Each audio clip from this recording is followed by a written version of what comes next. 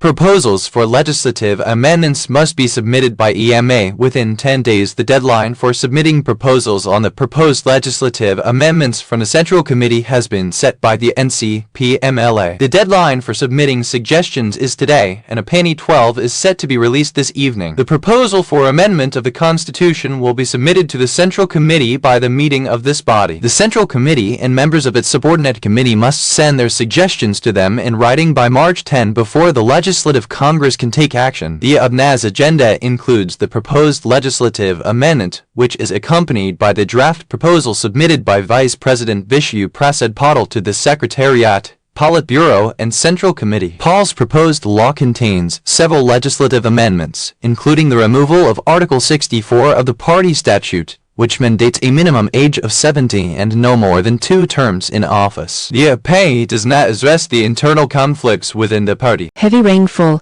is expected in these 3 states.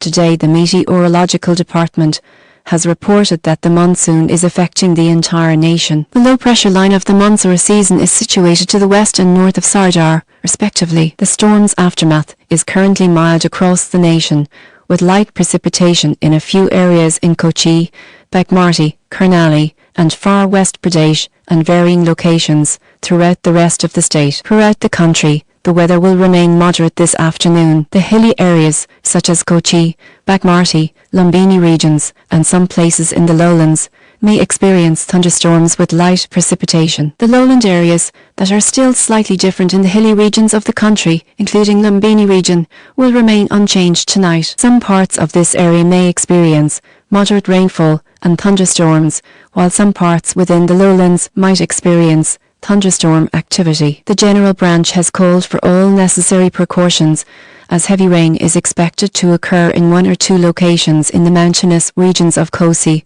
Bagmati, and Gandaki. Service began with newly constructed basic hospital in Aran Village. Aran Village has recently commissioned the construction of a basic hospital with 15 beds to provide medical treatment to the local residents. The hospital's construction and operation in 2017 aimed at providing access to basic healthcare services, with the government declaring that it will be operational as soon as possible. The president declared that the hospital is content to be able to finish and begin services as announced by the union government. The hospital will play a crucial part in improving the service delivery to the public. In Patan, Aran, Salpaslicho, Tenkamayuan, Ramprasad Rai, Amchak, and Hatti Wagada villages, the government has laid the foundation for 5 to 15 bed hospitals in Bajpur. Following article provides a summary of Bible's message regarding Kingdom of God in Kathmandu's 12th town.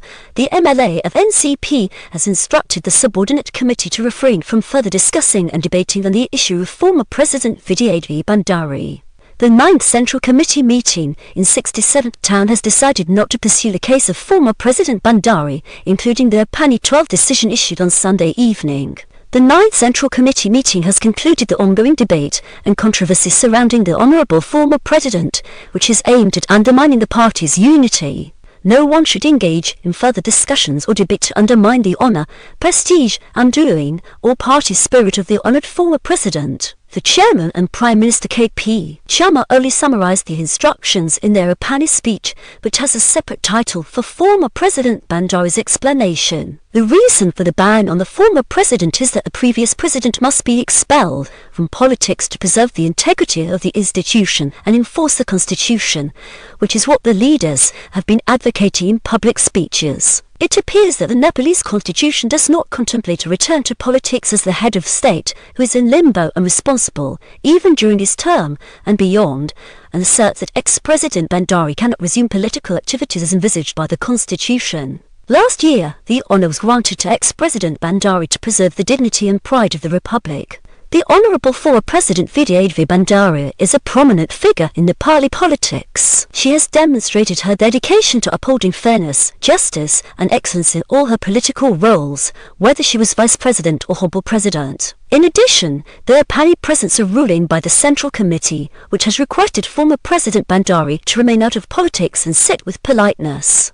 The Honourable former President Vidyadhri Bhandari should be regarded as the nation's hero not someone who is involved in active politics. Following this explanation, activists were also told that Vidya Bandari's membership had not been renewed. APANI does not make any reference to the differences in the leaders' opinions on whether they will renew the membership of former President Bandari and exclude him from politics. Senior Vice President Ishwar Pokwal has expressed his public disagreement with Bandari's ban from politics and stated that the issue will be addressed in other political arenas within the party.